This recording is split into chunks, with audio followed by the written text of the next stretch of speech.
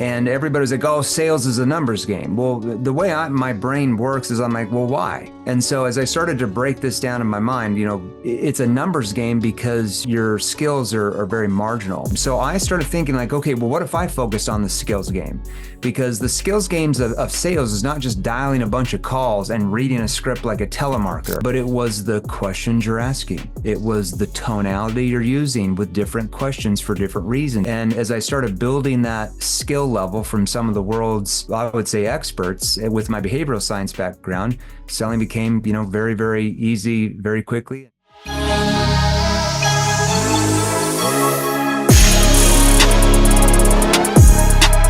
What up, it's Mr. X to the Z Exhibit. What's up, guys? It's Andy Frisella. This is your boy, Foul Munch. This is Ryan Serhant. This is Shingy. Hi, it's Patrick This is Sonia Sarvatani. This is Director X. Hey, everybody, I'm Forbes Riley. Yo, this is Goldie. This is Amberly Lago. This is Chris Voss. Michael Francis here. Yo, this is Charlie Tuna. Hey, what's up? It's Billy G. And you're listening to the Run GpG podcast.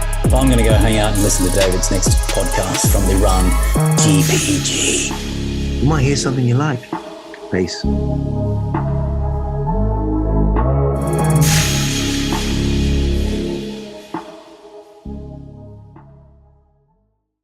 Our guest today is Jeremy Miner, a sales expert and the founder of Seventh Level, ranked the #1 fastest growing sales training company in the US for 2 years running. Recognized as one of the highest earning sales professionals globally, Jeremy's innovative approach blends behavioral science and human psychology, propelling over 500,000 salespeople in 161 industries to 3x, 5x, and even 10x their sales results. He's also a contributor to Inc. magazine and has been featured in Forbes, USA Today, and Entrepreneur. Jeremy is also the co-author of the book, The New Model of Selling to an Unsellable Generation. Jeremy, welcome to the Run GpG podcast. Thanks for having me on. I appreciate it. Thanks for being here. It's good to have you. I've been looking forward to speaking with you for a minute because your name kept coming up. Your name kept coming up as a suggested guest, especially among our younger entrepreneurs and sales professionals that I talk and work with, or maybe, I could just be getting older. I don't know. But either way, I kept hearing your name. So I started following you and paying attention to you and Seventh Level, what you do. And as mentioned, I've been excited to sit down with you. But for our listeners and subscribers who aren't aware of who you are and what exactly you do, it would be great to get some context for the discussion and a little of your background, because your approach to sales and your methodology are, I don't want to say unconventional, but not typical. It's counterintuitive. I don't like to follow the masses. No, it's perfect. I love that. Disruptor. I think that's why, you probably become popular. I think that's why you're on everybody's radar right now and getting a lot of attention is because your approach to sales trading is unique. So I just want to break the ice by asking, what is your background? Like, where did your career in sales and entrepreneurship start? Or, how or what inspired you to become involved in sales training? Yeah, so I had almost an 18-year sales career, but going back, I got my first job selling home security systems door to door while I was going to college. My major was behavioral science and social dynamics, which is really the study of the brain and how human beings make decisions. Why do they say yes instead of saying no? There's a lot more to that, but on the sales side, what that means. But that probably gave me an unfair advantage when I got into sales, because when I got into sales, as a 21-year-old kid going to school, company gives you some scripts, they give you some books by the sales gurus, and they're basically like, go make some sales, like it'll be easy, right? But I quickly started to figure out that the techniques that they would say to you is that, they would work here and there and you'd make some sales, but it was more like a numbers game. And everybody's like, oh, sales is a numbers game. Well, the way my brain works is I'm like, well, why? Because as a behavioral scientist, I'm like, well, why? I'm always questioning, well, why is that, right? What causes it to be a numbers game? I just never accepted that early on as the thing to just accept, oh, sales is a numbers game. I'm like, well, why is it a numbers game? If the prospect has problems and your solution solves those, why are they not buying? Why is it a numbers game? And so as I started to break this down in my mind, realize that it's hindsight's 2020. I can see it better than when I saw it, when I was a 21-year-old kid. But I started to realize that really it's a numbers game because your skills are very marginal. Like you don't have the skill game, right? So it's like if Steph Curry in the NBA was like, oh, basketball is a numbers game, just shoot it threes as many times as you can. Eventually you'll hit one.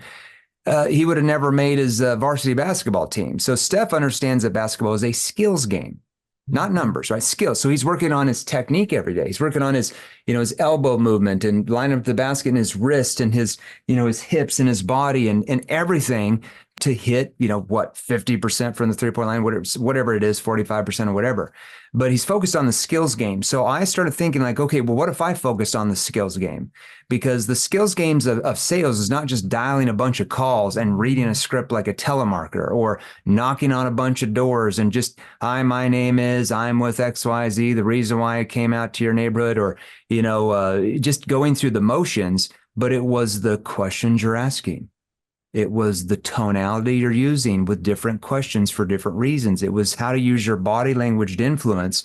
And as I started building that skill level from some of the world's, I would say, experts with my behavioral science background, selling became, very, very easy, very quickly. And, it's where you can even make multiple 7 figures a year as a W-2 rep for companies.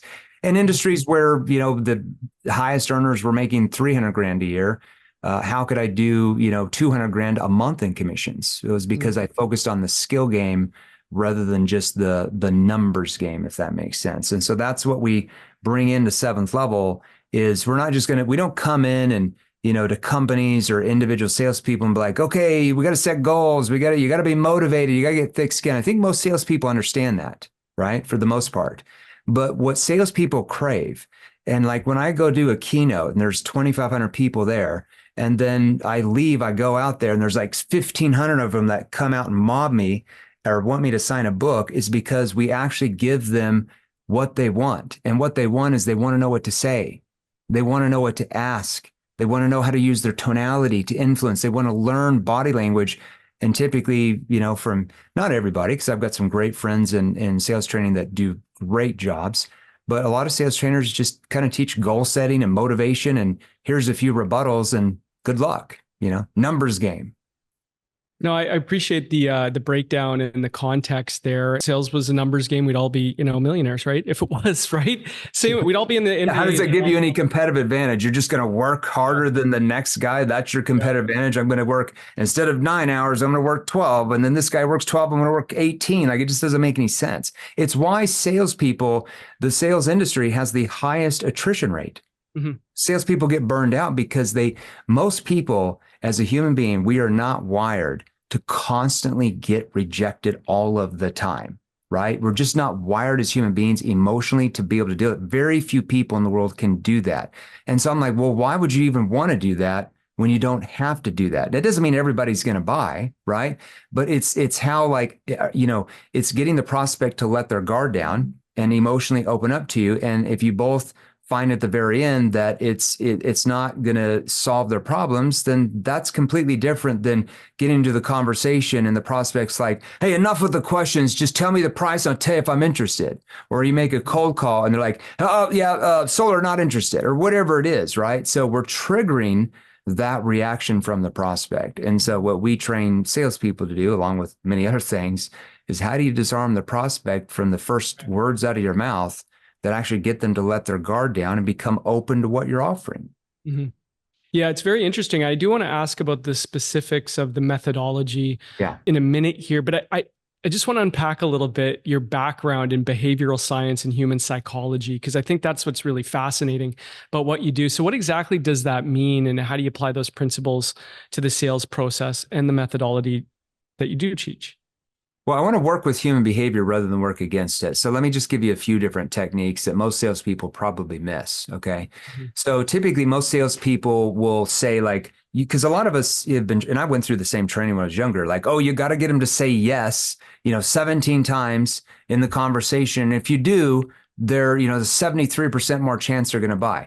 The problem with those stats, even though they sound really cool, is there's no data to support that. It's literally comes from a sales training company in the 1940s that did their own internal stats, right? whatever that means. And pretty much every salesperson has copied and pasted that and put it in new books going forward. There literally is no scientific evidence to suggest that. Okay. Now, in many cases, I actually am trying to get the prospect to say no, which actually leads to them being open to the yes. So instead of me saying like on a cold call at the very end, would you be open to having a conversation? Okay. I'm going to say, would you be opposed to having a conversation around that? No, I'm not opposed. Now, why would I do that on a cold call? What's the big word that most prospects already want to say? No. It's hard for them to say, yes, I'm opposed. Okay. So that's an example. Let's say if I'm training a fundraising team for like a political candidate, right? Are you going to let XYZ come into the White House and be able to take advantage over you and the country? No, I'm not. See, I want them to say no. See, so that's working with the brain. Like I'm already triggering that emotion where they already want to say no, but that leads to what? Them contributing to that fundraising more. It leads to the yes. So that's just like a little example of what I mean by that. And it could be different body language. Like I'll show you an example. Let's say, do you have any kids yourself? Yeah, 2 daughters. How old? 24 and 21. Yeah, I got a 23-year-old. So I know a 23-year-old, a 20-year-old as well. I got a 23-year-old, 21-year-old. But let me example. Let's say your daughters, 3-4 years ago when they're in high school, probably did something crazy. That's how kids are, right? Teenagers, we all did. And you walk in as their dad and you're like, I'm so disappointed in you. How could you do that? I can't believe that. And your arms are out like this and you're using that type of tone. Typically, what am I going to trigger in them? Defensiveness, right? They're going to get defensive. But dad, and they're going to try to get defensive. But if I come in and pay attention to my tone now, and I use more of a concerned tone, with my hand on my chest, and I come in, I'm like, I'm so disappointed in you. Now, what am I triggering there? I'm triggering that I'm disappointed and upset, but it's because I love them and I care for them, which that's going to disarm them where they open up to me more rather than get defensive and close down. I said the same words. All I did was lower my tone into a concerned tone, a tone that shows empathy, and put my hand on my chest. That's a body language, human behavior 101, right? This shows I'm concerned. That's an example of that. So if I'm in a prospecting situation, let's say if I'm sitting in a boardroom, okay, and there's 10 decision makers, and let's say I've only met with a couple of the C-level executives, it's more of an enterprise account. The other 8 people are ready for the pitch, right? That's how it kind of works in that type of environment. And let's say if I see Karen, no offense, Karen, I'm sure I train a lot of Karens, but I see Karen over there in the corner who I've never met. When I go through the 17th slide, Karen goes like this and kind of looks up and kind of gives like a grimace on her face. Well, as a salesperson, I have a choice. Do I just keep going through the presentation, hope and pray at the end that, it's all going to work out and I'm going to get Karen and everybody else on board? Or should I stop that and say, hey, Karen. Yeah, Karen, hey, I noticed when I went over that last slide, you seemed a bit hesitant. What's going on with that? And I just kind of soft tone, concerned tone. Well, I didn't understand what you meant by this, and I'm not sure if we can integrate it here. That's a good question. You want me to go over that? Yeah, now I'm there to help them resolve the concern. So it's just being able to read the body language, human behavior of that prospect to understand that something might be going on there rather than taking a chance and hoping and praying it's all going to work at the end. Now I control that boardroom rather than like hoping and praying she's not going to say something to the other decision makers when I walk out of it. There's just little examples like that. Oh man, that's fascinating. I've also heard you talk about the verbal pause and how important pausing is in your communication. Yeah. Do you mind breaking that down? Yeah. So typically in any type of situation, most salespeople, when they ask questions, they get a lot of vague, generalized, surface level answers, right? Now, part of it is the actual questions themselves they ask are too like surface level. Like, can you tell me what you're looking for in a solution? Or, what's 2 problems that are keeping you awake at night? Just dumb questions that every salesperson has always asked them that's ever sold anything, right? So they just label you as salesperson trying to sell me something and they shut down emotionally. So part of it's that, but a lot of it is how you ask the questions. And when you ask questions really fast, what happens is it gives your prospect no time to internalize what you're asking. It gives them no time to think deeper about what you're asking. So what you want to do, and I'll even show it here on this vibe board if I have it somewhere, is you want to, let me show you this. So you want to be able to have, there's really three rules of this. So you've got, let me show it to you real quick. You've got what are called verbal cues. Okay. So verbal cues are just sounds out of your mouth while the prospect's talking. About every 8 to 12 seconds, you're like, uh-huh. Now you're not, I'm just exaggerating that. You're going to do that about every 8 to 12 seconds. Oh, really? Okay. But what actually happened after that point? See, what I'm going to do for me to sound like I'm in a natural conversation, I have to be able to use verbal cues, okay, that bridge from question to question. This is called bridging, all right? Because if you don't bridge using a verbal cue to go from each question, and how long have you been doing it that way? Oh, really? But what happened then when you did this? See how I'm using a verbal cue like, really, to bridge into the next question. Because what most salespeople do is they ask a question, they sit back and listen. We've been taught to listen. And then at the end, they pause a second or two and they go, okay, cool. Gotcha. Let me ask you. And it sounds like you're just asking the next question on your script. So what happens is your prospects, you're going to notice, unless they're a lay down, a lot of them start to emotionally shut down.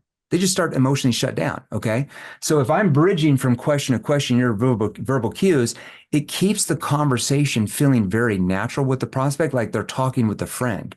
That builds massive trust in the prospect, and it helps them to feel comfortable enough to emotionally open up. And that's where the sale's made. That's just verbal cues.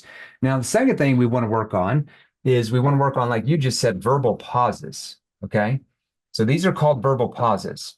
And I'll give you an example of a verbal pause right here. Because I can actually dictate, I can cause the prospect's brain to think about certain things by how I verbal pause. It's kind of crazy. So I could say, let's say if I'm going to use, this is called an NEPQ probing question, okay, as an example. Now, for all you spelling bee Nazis, I'm writing this out fast, so don't get angry at me, okay? So I could say, let's say they say something, like, oh, we really need to do X, Y, Z. I can say, okay, so why is this so important to you now, though? Why is this so important to you now, though? Now, that verbal pause right after, and the little verbal pause right here emphasizes this, like the thing they just said, okay? Now, I control their brain to think why this, like whatever the thing, why this is important now. Now, I can also change this. I can also say, well, why is this so important to you now, though? See, now I can emphasize this. Now I have to do a verbal pause before that. Why is this so important to you now, though? See how I'm controlling the now. So now it's a time thing. I can emphasize that by just having a verbal pause right before that. You see what I'm doing there? Unreal. Yeah. Yeah. You can literally control the brain of a prospect once you learn what we train you to think different things, like to focus on different things. Well, why is this so important to you now, though?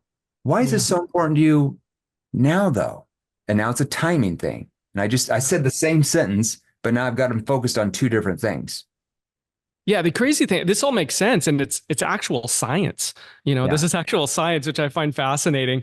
What a breakdown. I've also heard you say, when it comes to the verbal pause, I've heard you mention that Obama was a really good communicator. Yeah. Do you know why?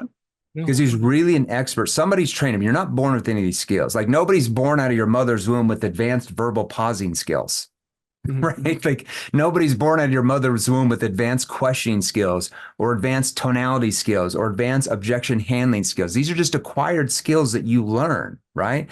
So Obama was taught that. President Obama was taught that. Another good person that is really good at that, Tony Robbins. So the reason why he can make the whole room emotional is when he walks out, he'll start off like really emotional and talk about something. Then he'll just kind of pause for 1 or 2 seconds, and it like helps him internalize it. And then he keeps talking. Everybody's like, So President Obama would be like, he'd talk about hope and change or whatever it was. I don't remember all the speeches, but like, we as a nation, we need to work together. Now you might ask, how do we do that? See all those little verbal pauses? I don't know if he actually said that, but those little verbal pauses causes the audience to hang on to every single word he's saying, and it causes their brain to stay engaged. Whereas like the current president, probably not as good at that. He just kind of talks and talks, and it's the same monotone stuff, and you just kind of tune out. That's why he's not as popular as like a President Obama. right? So you've got other presidents that are just much better communicators, like Ronald Reagan. I study politicians for communication. I don't really care about the politics. I'm kind of right down the middle. I've voted both ways a lot, but like President Reagan was really good at verbal pausing, verbal cues, and actual like verbal pacing. Verbal pacing is another thing as well. So when I ask the question, I have to pace it out. Now, I can pace it out using verbal pauses, because if I ask the question too fast, the prospect has no time to internalize what I'm asking, and I'm going to get a knee-jerk reaction. Like, let's say if I sell in a furniture store or retail or a car dealership, and the prospect comes in, what always happens? Hey, welcome to the store today. How can we help you? Just looking. See, you say it too fast. You say the same thing that everybody says in retail, and you get what? Just looking. Even though they might have like just ready to buy a car, they're going to say that because you're triggering that. But if I go like this, hey, welcome in the store today. Are you guys out just kind of looking around today? Yeah, we are. Okay. Do you know what you're possibly looking for? And see how I'm like pausing it, and I'm like getting into like a kind of a curious, confused tone to draw them in. So did you see how I fed them the objection of just looking by saying it to them? Are you guys just out kind of looking around today? See, I'm giving them the objection that they would normally give. They're like, yeah, we're just out looking. Okay. And you know what you're possibly looking for? See, I'm doing that. I'm pacing out the question. That's just an example of verbal pacing. I have to use verbal pauses to pace it out. That's what I'm talking about. Man, that's crazy. And to get the objection out of the way before it comes up is interesting. That's called objection prevention. See, top 1% earners and salespeople, or even like top 0.1%, we weren't really focused on, I mean, we're focused on objection handling, but that's typically because we did something wrong in the process that triggered the objection, right? We're more focused on preventing the objections from happening in their mind. Whereas most salespeople are like, I'm just going to go through my thing, my pitch, and then just rebuttal. And I'm like, well, you can do that. It just drags out the sale. Your sales percentage of closings go way down. You go through a lot of rejection. You feel like you're in a boxing match every day. But if I can do things like verbal pausing, verbal pacing, verbal cues to get them to emotionally open up, and I build a massive gap from where they are to where they want to be, I reduce my objections by probably 60 to 70% plus. I just don't get that many, if any at all. Man, that's really interesting.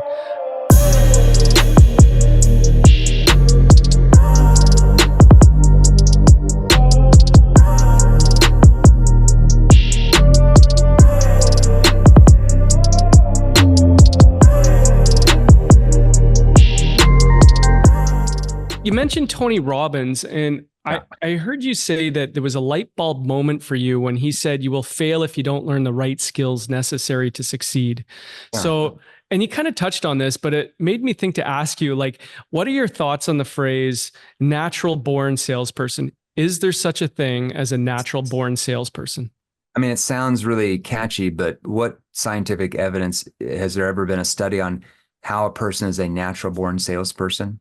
Like any scientific data that comes out like, oh, we've done this test and based on their brain waves and the DNA, they're a natural born closer. Like that's just a bunch of BS. It just goes against the data. Like literally ask yourself this question.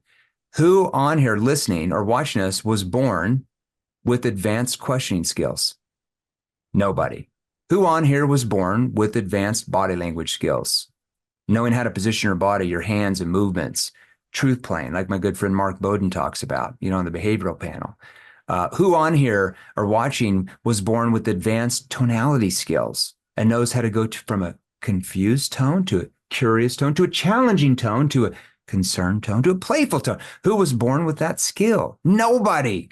So this fact of like people are born natural salespeople is just because people think that people who talk a lot are good at sales. But there's no scientific data that shows that, the gift of the gab. I'll tell you what, the gift of the gab actually, I would suggest, probably hurts salespeople because they talk too much. They don't know how to listen. They don't know how to question. They don't use their tone. They're just talking, facts and features. And typically with those type of salespeople in companies, they are usually average salespeople or below average, and we have to train them how to slow down. So this fact of like, oh, people are born natural salespeople, well, show me the facts, show me the data, show me the scientific studies that prove that.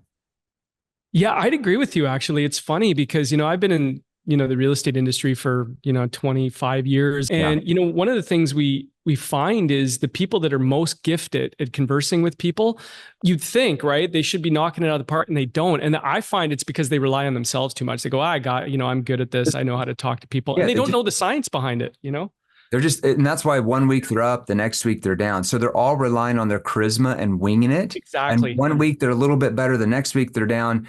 That is not somebody who has mastered the art and science of sales and persuasion and influence, right? Yeah. Do you imagine if you saw Tony Robbins up there just talking? No, he understands the body language. He understands how to shift his tone. He understands how to use verbal pauses and verbal cues. That's why so many people, he's like a magnet to people, because he understands the science behind it. Exactly. Not just out winging it every event, It's funny because sometimes you see people and you're like, they're a natural born salesperson, but their numbers don't show that.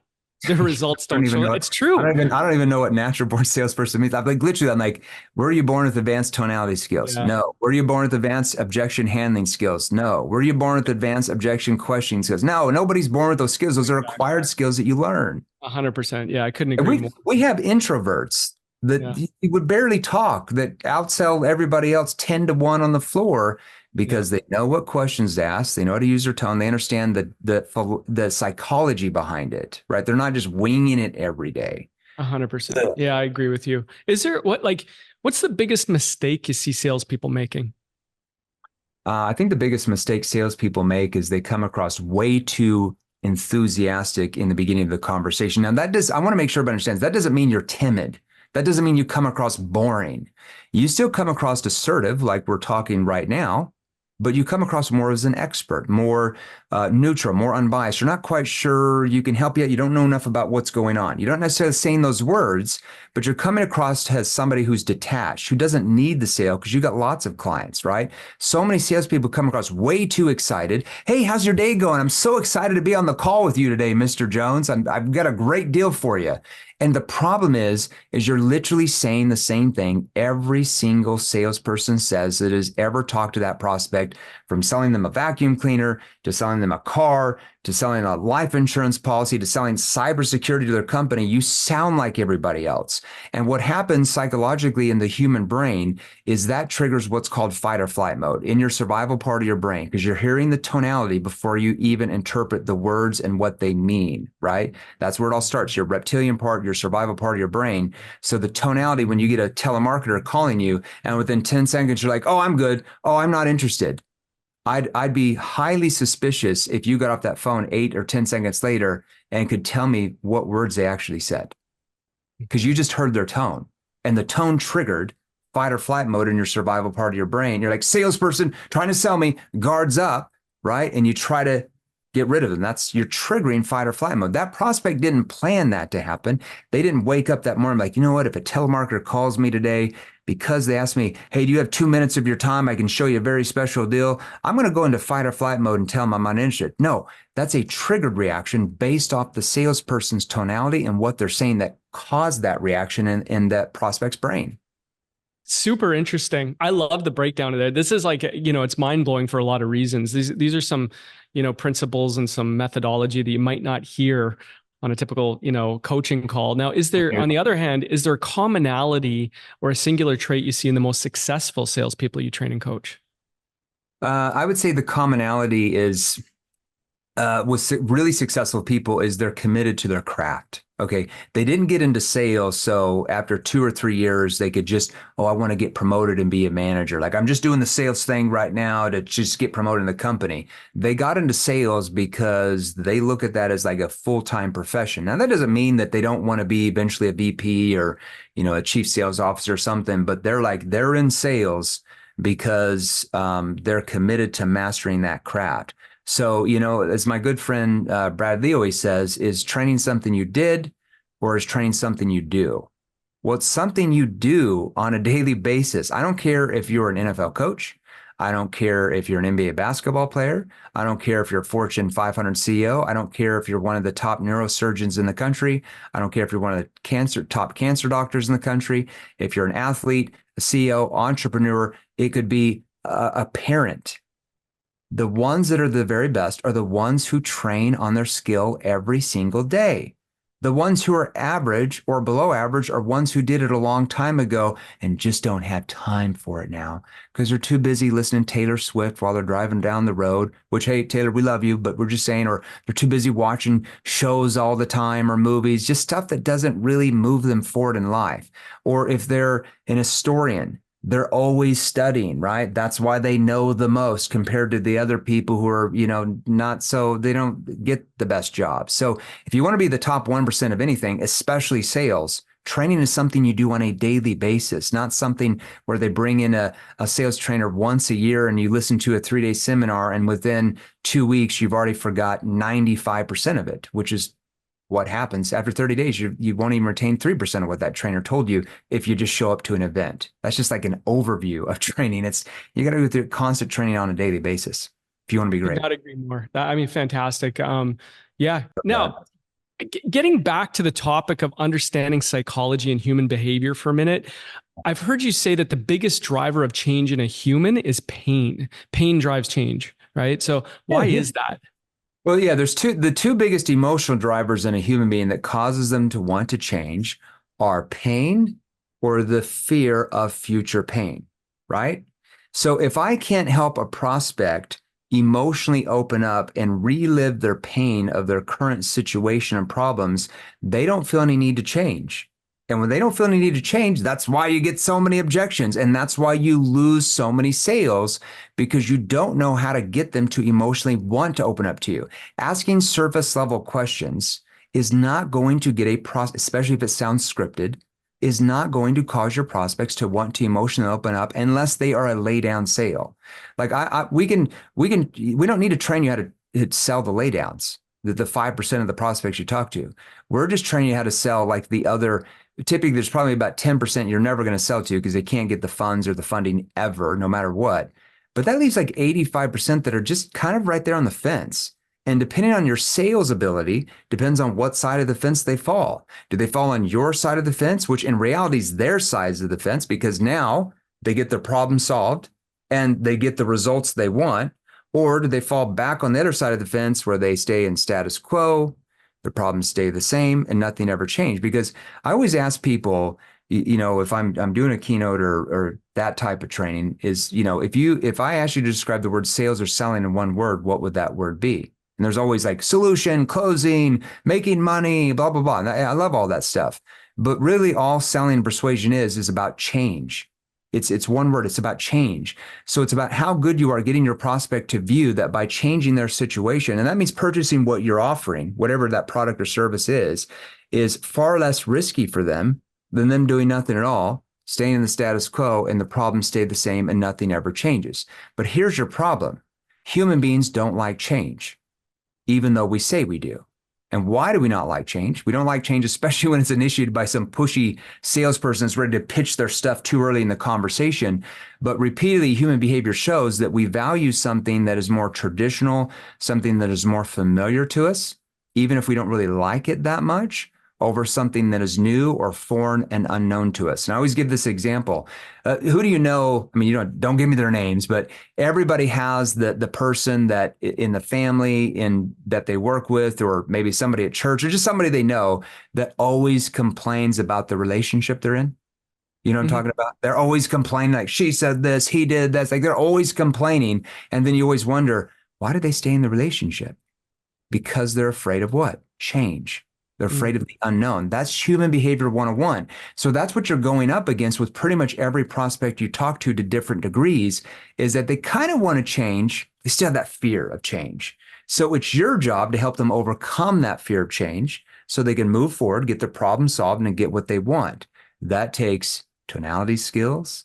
That takes the right question skills. It takes objection prevention skills, body language.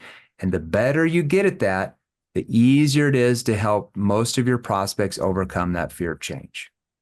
Here's a question. What do you do with leads or clients that are ghosting you? Okay, so let's say you're in an environment where it's not really a one-call close. Let's say it's a two-call close, or you could be selling B2B and it's a 9-month sales process. Typically, the first problem that a lot of salespeople get is they, especially if they're in B2B, is they'll go through like a demo And then they want to do a third call. And the prospect is like, hey, okay, this is great. We love this. Let me go back to the board. We'll talk about it and we'll get back to you later in the week. And they're like, okay, I'll see you then. And you never hear from them again. Like they go MIA. First of all, you always have to have a next step, like micro commitments, next step on the calendar. Otherwise, that's not going anywhere. That's usually the problem of people ghosting is we never set a next step and a timeline, right? We don't know how to do that. Now, let's say that we do that. And let's say it's virtual and they just don't show up. Right? That happens here and there, especially if we don't know how to build a gap, right? So there's a whole process of what I'm going to do. All right. It's not, you might have seen a reel or something where, and that's the problem with reels. People are like, oh, I watch your reels. I love it. It's great.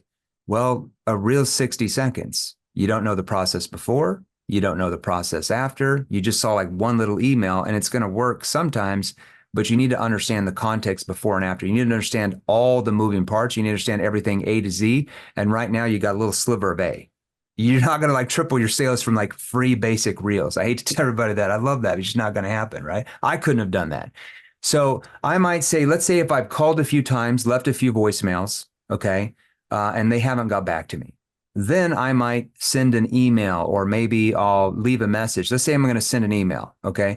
I might say, try to reach you a few times because let me preference this. Most salespeople do what? Hey, John, been trying to get a hold of you to follow up about XYZ. We'd really love to work with you. You got a great team over there. I know it's going to be a great match. Can you please call me back? Oh, that's horrible. First of all, you're lowering your status by saying, can you please call me back when you have time? Because now the prospect views you that their time should be far more valuable than your time. So your status just got lowered. All right. So I want to raise my status. I'm not going to write fluffy emails because nobody reads those. What do you do when you get an email that's 2 or 3 paragraphs? You don't hardly ever read it, do you? Nope. You read the first sentence, you're like done. Unless you know them and love them and already trust them, I know you will not read more than 1 or 2 sentences and it's going away, even if it's the best thing since sliced bread. So I'm going to email them very short and to the point. Hey, John, tried to reach you a few times, left a few voicemails, but didn't hear back from you. ... Then I'm going to scroll down 2 lines. I don't want it to be in all one paragraph. Scroll down 2 lines. How should we proceed from here? ? Send. That's it. You'll be shocked typically how people fast. It's because it's almost like you're getting rid of them, right? Where they're like, oh, so sorry. We've been really busy. We want to go forward with it. Or, oh, I'm so sorry. My mom just got in the nursing home. I've been busy. Or, we decided to go a different direction. But whatever it is, now you know what's going on and you're back in engaging them. Okay. Now let's say that, 20, 30% of those. Now, is that going to work as well if you're like hardcore closing, pushy, high pressure, buy or die? No, because they're going to say F you, right? It's not, the percentages are going to go down. But if you know how to build a gap, you emotional open up, 7 out of 10 times they're going to respond to that. Now, for the ones that don't respond, I wait. I'm not going to just email them the next day or call 7 times because all that makes you look like is what? Desperate, needy salesperson, not an expert for sure. So I might wait 4, 5, 6, 7 days and send out an email. Hey, John, tried to reach you a couple times. We didn't hear back, ... You had mentioned that you were wanting to, and then I'm going to go solve XYZ problems. I'm going to repeat the problems, not just say problems, so that let's say if I'm selling business consulting, I'll just throw it out there. You had mentioned that you guys were, wanting to have a better operation staff so you could scale to $12 million a month. Then I go down. Did you end up giving up on that or whatever happened? Okay. And that's another ammo that goes out maybe a week later. So it's a whole progression, but it's more like, you're focused on their problems and getting them where they want to be. They're very short emails and you're getting them to react off those, not just sending a 4 or 5 paragraph fluff email. That is the kiss of death in sales. It absolutely is. We had Chris Voss on recently, and he was talking about less is more. So he was saying actually, however you end the email, put that at the top and delete the rest of it. Shorter is better, right? You get more of a response because they actually read it.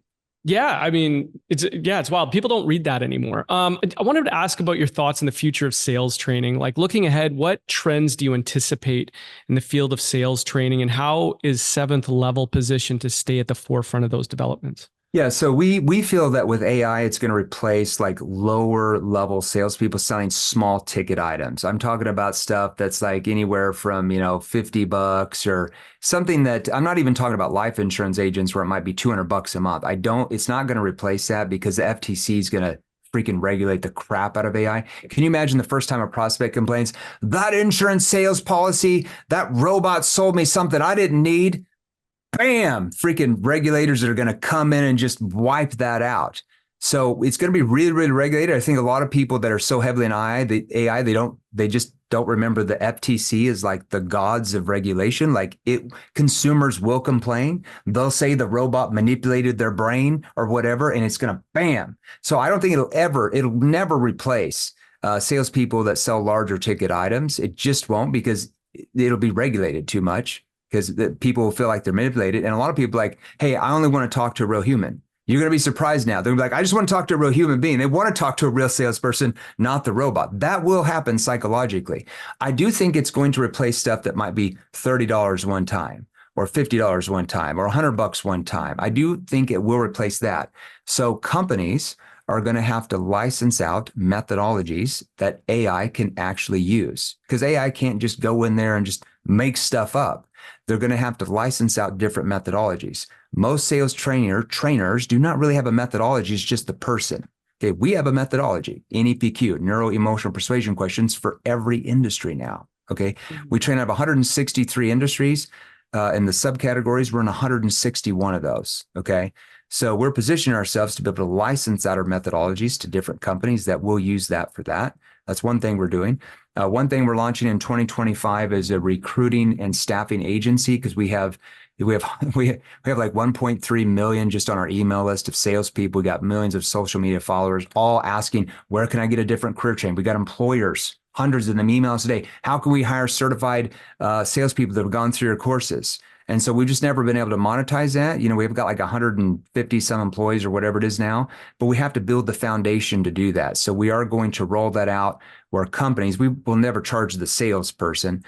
Companies will pay for that talent, and we will put them together. So staffing and recruiting agencies, you got some of the biggest in the United States that do anywhere from $5 to $15 billion a year. So we don't view ourselves just as a sales training company. That'll always be the foundation of seventh level, but we will get into the other vertical because it makes sense. We're not going to go sell tea stands, right? It has nothing to do with sales training, but sales training company or salespeople wanting different career changes and employers wanting to hire people that are certified in our training, put that together. And it's a pretty large business. Man, that's impressive. Well, you answered my last question, which was what's next? What's the projects on the go? But you answered that. Fantastic. Jeremy, very insightful conversation, valuable conversation. Where can the people find you, or where do you want the people to? Yeah, good place to get us. If you want to join one of our free Facebook groups, we got several, but probably the best one is salesrevolution.pro, salesrevolution.pro. There's 116,000 people in there. We go live in there 2 to 3 times a week, different Q&As, different trainings. We give you nibbles, little golden nuggets. And then if you want more advanced training than just basic free content, they can just message my account in there and somebody will get with them on some different options. Let them talk to maybe one of our account managers. We have like 36 different sales training programs. We don't have like one program with one price or anything. And then we didn't have time to get to the book, but where do we get the book? They want to get our Barnes & Noble bestseller, New Model of Selling, go to barnesandnoble.com to pick up the book. It's like $17. Me and Jerry Acuff, the co-author, great guy, runs a big consulting firm on the East Coast. And it's even in Spanish now. We're having it, these publishers, I think this is Spanish, hopefully. I don't know, maybe Spanish or Portuguese, I'm not sure. But it's being published right now in Portugal, Taiwan, I believe France, and Brazil. There's some other countries where we're working with different publishers there that have reached out. So, but barnesandnoble.com for the English version. Okay, perfect.